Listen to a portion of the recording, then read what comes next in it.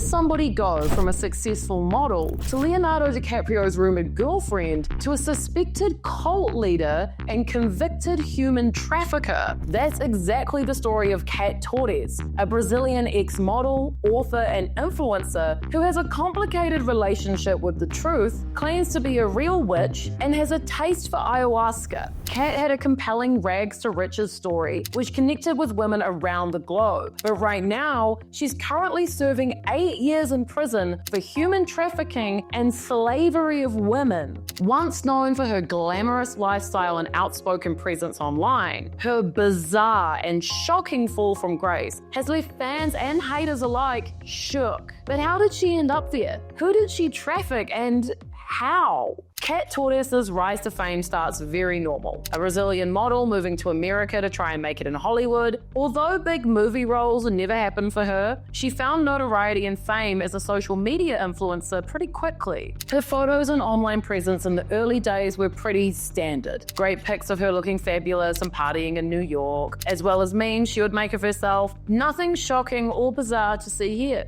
Things got a little less standard when she had her first wave of controversy in 2013, claiming she was dating Leonardo DiCaprio after they were photographed together. It turned out she was not dating Leo, but that didn't stop her from doing interviews about it with major publications. She was just saying whatever. She told a Brazilian magazine, "Leo is amazing, but I worry about what he will think about me talking to you. We have a pact that nothing can ever be said about our relationship." It doesn't seem that weird of a thing to say, but like, they weren't dating. She just said that. Strange, eh? Well, it's about to get a lot stranger. Kat gets into ayahuasca and rebrands herself as a hypnotist, life coach, and spiritual medium. If you don't know what ayahuasca is, it's a plant-based psychedelic. Indigenous cultures in Central and South America have used the substance for centuries, often for religious or spiritual purposes. But the main thing you need to know about ayahuasca is that it trips you out. Hallucinations are common, both audio and visual, as well as euphoria, connectedness, or even panic and anxiety. It's been described by my weird cousin Andy as shrooms times 1000. Kat said she was spending time in an LA community who used the hallucinogenic as sacrament. But although other members took it really, she drank it monthly as she was apparently a spiritual medium. A former flatmate of Kat's would go on to say that her ayahuasca use changed her, saying that's when she kind of started going off the deep end. In 2017, she released a self-help book titled A Voice, which she said she was instructed to write by a higher power. At this time, Kat had around 1.2 million followers who were mostly Brazilian women, and she was promising them solutions to create a life like hers, a glamorous New York existence where you too could maybe date Leonardo DiCaprio or at least lie about it. She was reportedly charging hundreds of dollars for consultations on dating advice, self-help, manifestation, and more. Her wellness website promised love, money, and self-esteem that you always dreamed of. A former client named Amanda told the BBC that Kat made her feel special, saying, "All my doubts, my questions, my decisions, I always took them to her first so that we could make decisions together." So yeah, she's a gimmicky health/life guru, promising people love, happiness, and money. Nothing new. We've seen it a million times. So how did it go from kooky ayahuasca advice to human trafficking and slavery? Amanda and other former followers say that while working with Kat, they felt increasingly isolated from anyone but her, and they found themselves willing to do anything that she suggested. Another victim, named Anna, said of Kat, "She kind of resembled hope for me. She seemed like she had overcome violence in her childhood, abuse, all of these traumatic experiences." In 2019, Kat asks Anna to move to New York to become her live-in assistant. Her responsibilities included looking after Kat's animals, doing her laundry and cleaning for around $2,000 a month. Anna agrees and moves in, expecting glitz, glamour, and Leonardo DiCaprio. That is not what she found. She said the apartment was really messy, dirty, and smelt bad. She had to be constantly available for Kat, who seemingly couldn't do anything alone, including shower. Anna was able to sleep only a few hours at a time on a pet urine-soaked couch. It was so awful that she would hide in the building's gym to sleep while pretending to Kat that she was working out. And she was never paid. Anna said, "Now I see that she was using me as a slave. She had satisfaction in it. I felt like I'm stuck here. I don't have any way out." I was probably one of her first victims of human trafficking.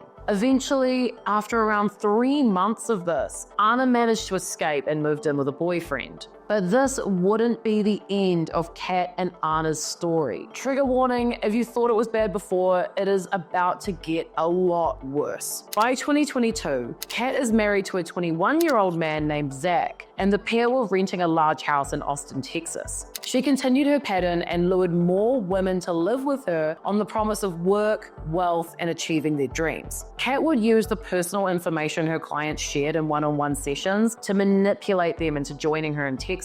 Desiree, Letitia, and another woman who the BBC decided to call Soul to protect her identity were recruited by Kat and convinced to move into her house. She soon introduced the girls to the world as her witch clan. What was supposed to be a fresh start became a house of horrors. It took only a couple of weeks before Desiree was pressured into working at a strip club, with Kat telling her if she refused, she would have to repay all the money that was spent on her flights, accommodation, room furniture, and even threatened to undo the witchcraft Kat had done for her. Desiree was terrified, as at the time she truly did believe in Kat's spiritual abilities, so she reluctantly agreed to work as a stripper, allegedly working long hours 7 days a week, and she was required to hand all of her earnings over to Kat. Coughing up their money wasn't the only rule Kat had the women in her house follow. They were forbidden from leaving their rooms, even to go to the bathroom without Kat's permission. They weren't even allowed to talk to each other without permission.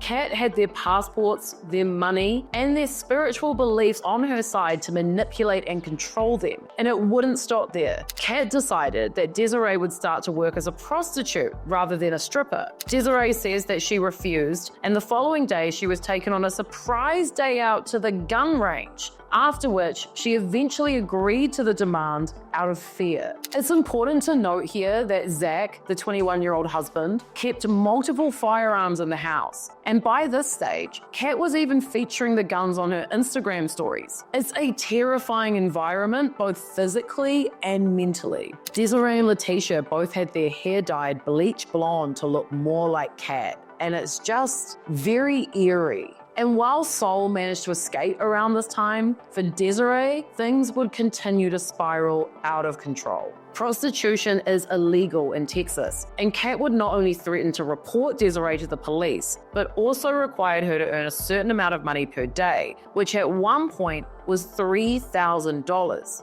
If the women were unable to come up with the cash, they would not be allowed back in the house and would be forced to sleep on the street. In September of 2022, friends and family of Desiree and Letitia back in Brazil became very concerned about their whereabouts, reporting them missing and starting a social media campaign to locate them, as neither of these women had actually been heard from in months. The girls, though, continued to post online, sharing bizarre videos where they claimed they were safe and sound. There was nothing to worry about. But then the women's profiles on escort and prostitution pages were found, and the Brazilian media picked up the story in a massive way. It became a hot topic on news and talk shows, and media attention worldwide started to grow. Anna, from earlier, who believes she may have been one of Kat's first victims, saw the news stories and knew exactly what was happening right away, and she knew she had to act. Anna worked tirelessly, contacting as many law enforcement agencies as she could, including the FBI. She and Soul had actually reported Kat months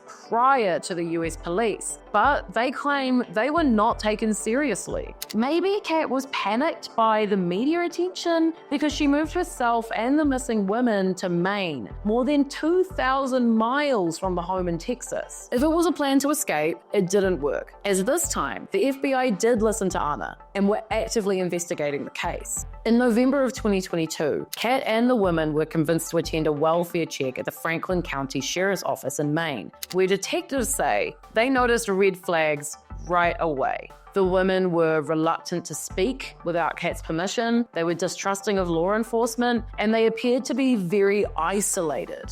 Detective David Davol told the BBC, human traffickers aren't always like in the movies, where you have a gang that kidnap people. It's far more common that it's someone you trust. By the end of that year, both Desiree and Letitia were safely returned to their families in Brazil. And although they are physically safe, their mental scars are long-lasting. In 2023, Desiree released a book that detailed her harrowing experience called At Searching Desiree. In the closing pages, she shared, "I'm not fully recovered yet. I've had a challenging year. I was sexually exploited, enslaved, and imprisoned. I hope my story serves as a warning." Kat Torres was deported to Brazil to face her charges, and she handled her court case just about as well as you'd expect that she would, claiming that she was innocent and these women never even lived with her. She also told the BBC in a sit-down interview while she awaited trial, "You choose to believe whatever you choose to believe. I can tell you I'm Jesus, and you can see Jesus, or you can see the devil. That's it. It's your choice. It's your mind." She was found guilty of human trafficking and slavery of Desiree and is currently serving an 8-year sentence in Brazil. Kat Torres' transformation from a glamorous influencer to a convicted human trafficker is a chilling reminder of the dangers that can lurk behind seemingly innocent online personas. Through her curated and stunning online life, she manipulated vulnerable women by promising them empowerment and success, only to lead them into a nightmare of exploitation and control. Her story is not just about deception and betrayal, or another narcissistic cult leader taking advantage of others. It's a warning about how easily trust can be exploited, and how the boundaries between spirituality, influence, and manipulation can blur. If you truly believe someone can help you, it's easy to believe everything they say. I do think that Anna is a hero. I think that she should be celebrated for bravely trying to liberate these other victims. She so easily could have stepped back, or so easily been unable to face that trauma, or just not want to, but she bravely put herself out there in order to help find these women. It's incredibly courageous. Don't forget to like and subscribe, everybody. We do 5 videos a week on anything you can imagine. I will explain the world to you. If you like this video and you want more true crime rundowns and stuff, let me know. I love reading your comments most of the time.